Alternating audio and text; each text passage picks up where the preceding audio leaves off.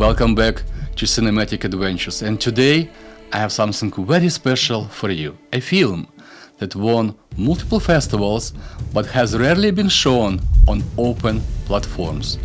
This is a real story, true adventure, and I'm honored to share it with you. Film by Vitaliy Perunov, a master storyteller and cinematographer. It's more than just travel documentary. It's an immersive journey deep to the Amazon, to the world's most rarest natural wonders, to the river so hot that literally boils. This film uncovers the mystery was guarded by shamans for generations, and Vitaliy Perunov generously allowed me to share his work with Cinematic Adventure subscribers, and I hope you enjoy it.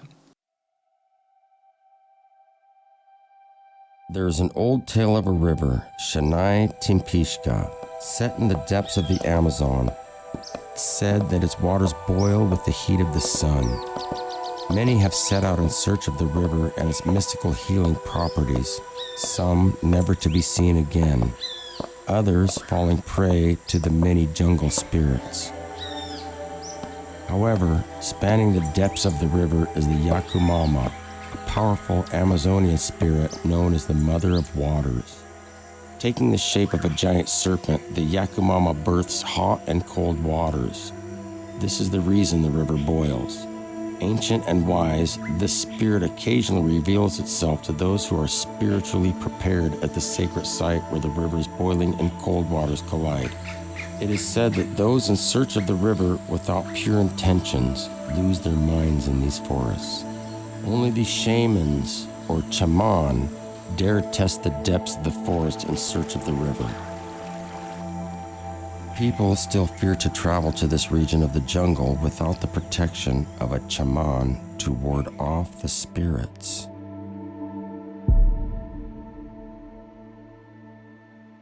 In hopes of seeing if the legendary river even exists, we traveled to the town of Pucallpa, nestled on the banks of the Ucayali River, the closest developed town to the legends of the boiling river.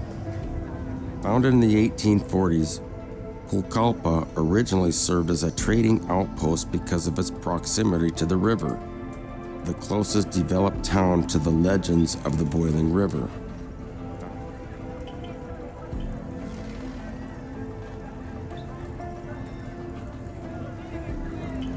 However, because of the Amazon rainforest and the massive, impassable Andes Mountains, it has remained isolated from the rest of Peru.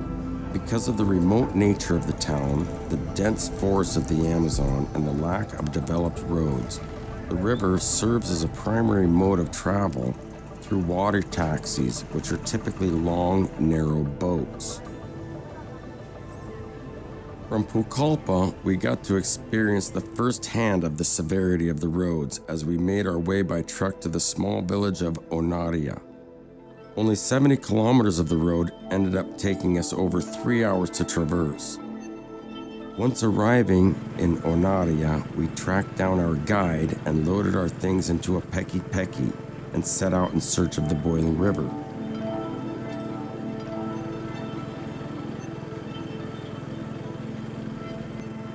We spent about 40 minutes traveling on the main body of the Amazon River until we reached a small tributary.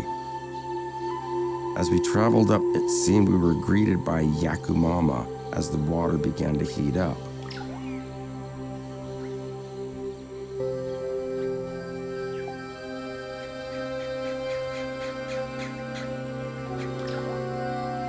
After a while, the debris in the river made it impassable by boat, and our journey would continue on foot. As we traversed the muddy trail, sweat drenched our clothes, and we were introduced to the mosquitoes that reign here. The intense heat mixed with the humidity made the trail challenging, and the continual elevation change made the journey more treacherous.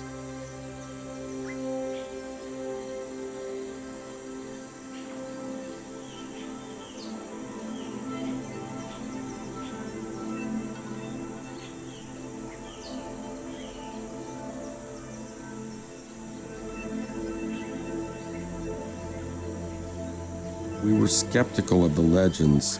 Perhaps the intense heat of the Amazon was mischaracterized by those as boiling. However, my skepticism began to fade as we came over a ridge of a hill and the horizon became a hazy blur of vapor from the waters below. As steam began to fill our lungs, we knew there might be some truth to the folklore of the boiling river.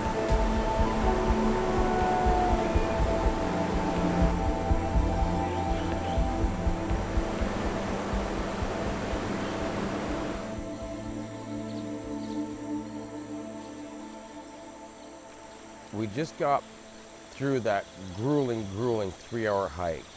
It was really steep and muddy, and it was the worst mosquitoes I've ever seen in the jungle. I mean, one of the spots was kind of like this. So we checked into this place. It's pretty primitive, but it's pretty nice.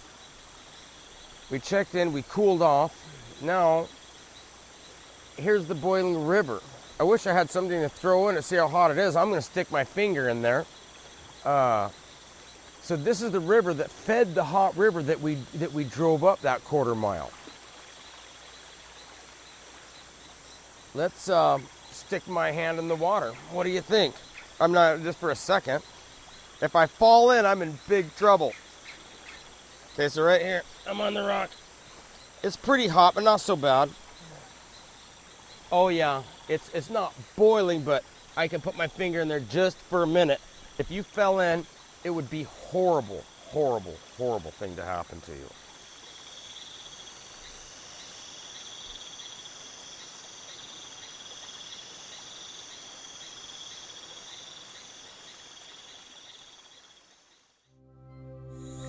The next morning, the orchestra of the jungle served as our alarm clock. The crescendo of the birds mixed with the harmony of the bugs and was a beautiful set for the sunrise that greeted us, kissing the tops of the trees. Soon after the sunrise, we began our venture up the river to find where it actually starts to boil to verify the legend ourselves. Science tells us a slightly different story than our tale of the Yakumama. While hot springs are common throughout the world, reaching temperatures of 212 degrees Fahrenheit, they are almost exclusively heated by volcanic activity and exist in small pools. What's unique about the boiling river is the closest volcanic system is over 400 miles away. And in that the river is 80 feet wide and 20 feet deep and runs burning hot for almost 4 miles, it makes this the only river in the world of this kind. The theory is that the rainwater falls onto the surface of the Amazon rainforest and it finds deep-rooted faults where it travels down into the crust. The water is thus heated in accordance with geothermal gradient. It is then likely fed to the surface of the earth through fault-fed hot springs that act to heat up the river along this stretch.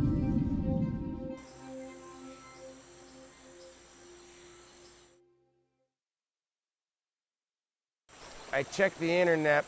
There's no Starbucks for a long ways from here. So I did bring some coffee with me. This is gonna be awesome. So if you're ever next to a boiling stream, I highly suggest you bring some instant coffee with you. A Swiss Miss Cocoa is always delicious in your coffee. Hot as a Starbucks that you can't drink. And Starbucks doesn't give me natural wood sticks to stir my coffee with.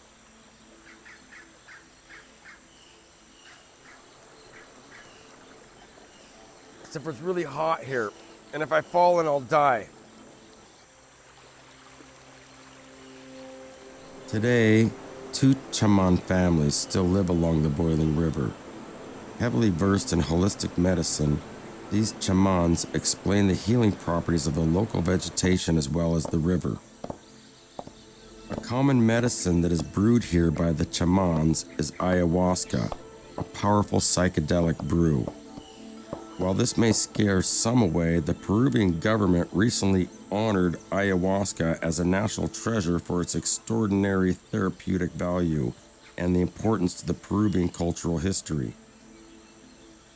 It's made up of two plants, the bark from the vine of the Banisteriopsis genus and the leaves of the Psychotria tree. They are mixed together in cauldrons where they are boiled and reduced several times for 24 hours until it is a potent, thick mixture that is consumed during these ceremonies. Y ya entonces por eso nosotros decimos que la ayahuasca es medicinal, ¿no? Es una planta muy medicinal y para nosotros es curar a las personas antiguamente y actualmente también. Entonces yo que trabajo con 55 años con pura ayahuasca toda una vida, entonces yo digo que la ayahuasca es medicinal, no es alucinógeno, voy a tomar para mirar, alucinarme, no, sino para hacer un trabajo bien hecho y curar estudiar las enfermedades, cómo puedo sacar más rápido del cuerpo de la persona. With ayahuasca and the ceremonies surrounding it being set in this beautiful place in the Amazon, it was clear why so many viewed this as an extremely spiritual place.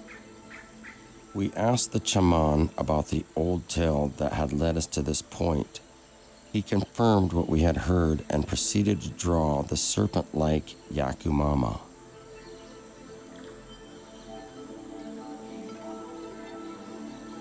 We asked of the location where the Yakumama was believed to live, and he pointed us in the right direction.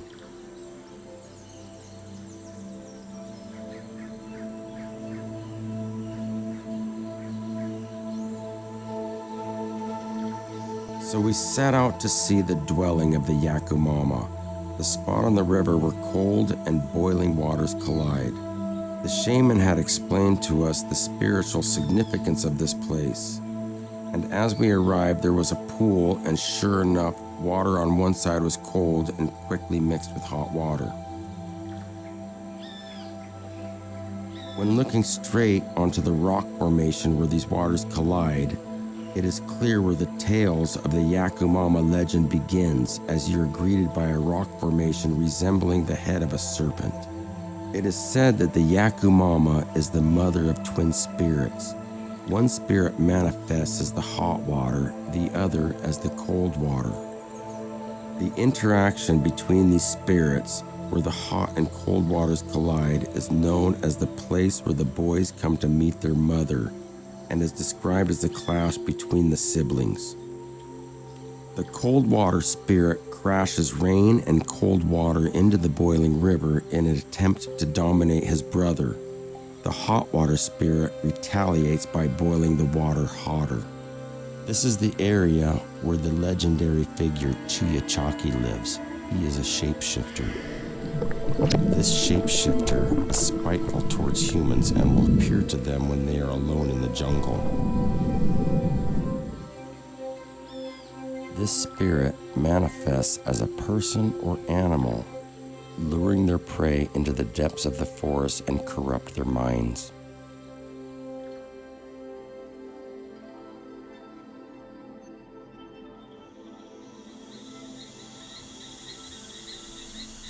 When we returned to the home of the shaman, we got to experience a ceremony surrounding ayahuasca. Its effects are so strong that the name ayahuasca directly translates into vine of the soul or liana del alma. The experiences with ayahuasca gives individual profound insight into their own psyche, and some say you can look inside your soul. Once the individuals have taken the ayahuasca, the flames are dimmed, and the shaman will help shepherd their experience through a low, rhythmic chant.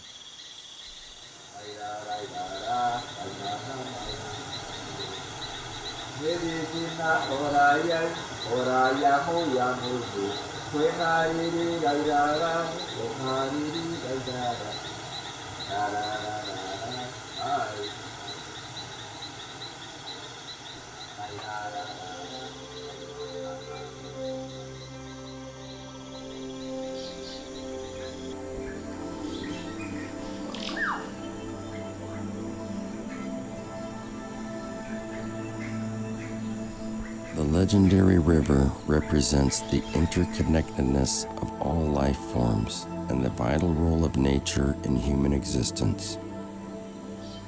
From the stories of the Yakumama to the cultural significance of ayahuasca, the boiling river, with its seemingly impossible existence, is a testament to the wonders and mysteries of nature that humans are yet to fully comprehend.